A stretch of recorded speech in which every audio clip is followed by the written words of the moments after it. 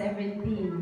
Nakasulat dun sa verse na yon, the law was given through Moses, grace and truth came by Jesus Christ. So, ang tawag sa atin, Grace Truth Community Church. Okay? Si Pastor Arnold po nanilbihan siya for about 21 years sa isang mega church, kung alam niyo yung nasa Quezon City, no? Malapit sa SM North EDSA. For 21 years, pagkatapos nagkaroon po ng panibagong direksyon ng Panginoon sa kanya na maging independent. So, nag-resign siya noong 2018. So, ang sabi sa kanya ng senior pastor, after 3 months ka pwede magsimula ng church. So, June ng 2018, nag-resign siya.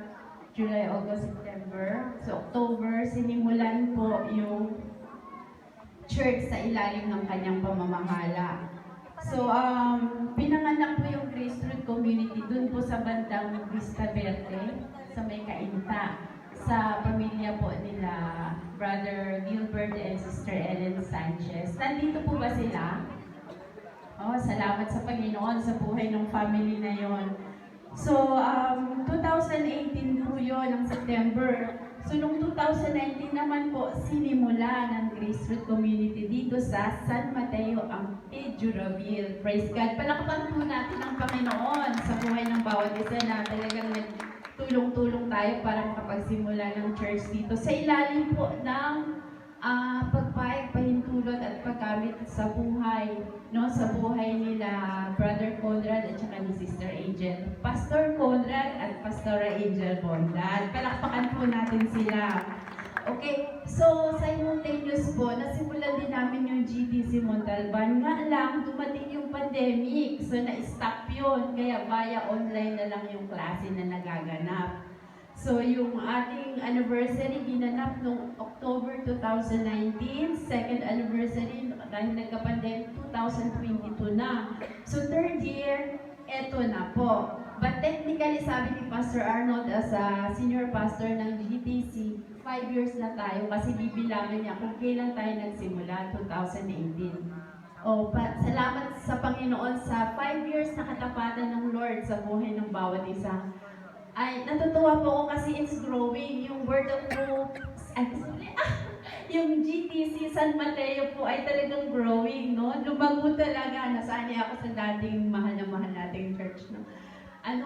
Talagang growing talaga siya. Tsaka salamat sa mga pastors, ang daming pinanganak na pastors dito, no? Kaya dun sa mga kabataan, meron kaming pastors, Pastor Don Sumiliano, no? Napakaganda ng aming talakayan every Sunday. So, invite kayo. Meron din kami mga pastors, tatlo sa mga pastora namin, Pastora Rose, Pastora Angel, Pastora Esther, no, mga kababaihan sa women's. Dalaw kayo pag Sunday, pag bakante kayo. Kasi doon sa mga sa mga nanay ng tahanan, talagang pag tumayo sila dito sa pulpito, sasabihin namin sa inyo, see the difference. Talagang makikita nyo, makikinabang talaga kayo sa bawat mensahe na talagang tinuturo nila. Amen po ba ang GTC San Mateo?